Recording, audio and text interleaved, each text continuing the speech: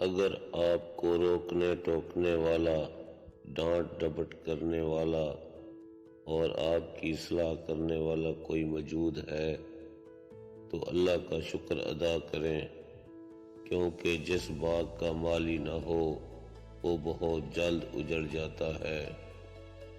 مرد کے دل میں بڑی رغبت ہوتی ہے عورت کے لیے، اور اگر عورت پیاری ہو تو 7 برس کے لڑکے سے لے کر 70 برس کے بوڑھے کا دماغ ہل جاتا ہے۔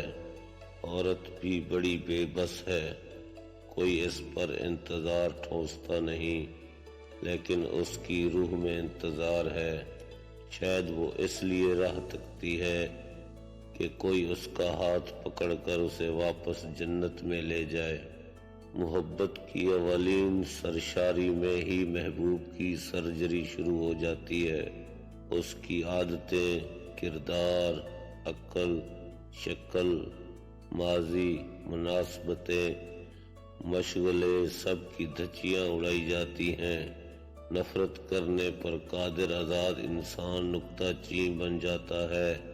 اب عاشق اور محبوب دونوں سچ کی بے نیام تلوار لے کر باہر نکلتے ہیں، اور یوں ہی عاشق کی آنکھوں سے عقیدت و احترام کی اینک اترتی ہے۔ اسے محبوب کچھ ایسی 30 مار خاں نظر نہیں آتی۔ یہاں سے محبت کا سفر خاردار جھاڑیوں کے درمیان سے گزرتا ہے۔ جب عورت ایک کسی مرد کے ساتھ مخلص ہو تو دنیا کے کروڑوں مرد اسے بہکا نہیں سکتے۔ ویسے ایک کڑوا سچ یہ بھی ہے کہ عورت کی محبت شروع میں کم ہوتی ہے اور وقت کے ساتھ ساتھ بڑھتی چلی جاتی ہے، اور مرد کی محبت شروع میں بہت زیادہ ہوتی ہے اور وقت کے ساتھ ساتھ کم ہوتی جاتی ہے۔ مرد کی محبت عورت کو کبھی مکمل سایہ نہیں دیتی، اس کے رویوں کی دھوپ کہیں نہ کہیں سے عورت پر پڑتی ہی رہتی ہے۔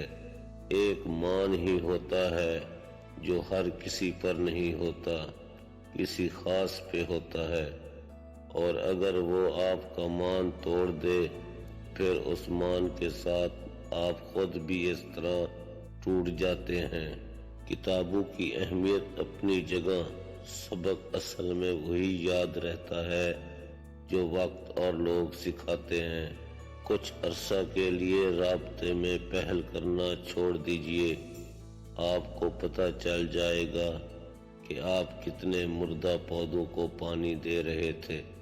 مایوس ہونا چھوڑیں، کیونکہ جو دروازے زمین والوں کی سازشوں سے بند ہوتے ہیں نا، ان سے بھی بڑے دروازے اللہ پاک کے فضل سے کھل جاتے ہیں۔ فلسفہ ہے، اگر کسی سے محبت ہو جائے تو اظہار میں دیر مت کرو، بار بار اظہار کرو اور فوری نکاح کر لو۔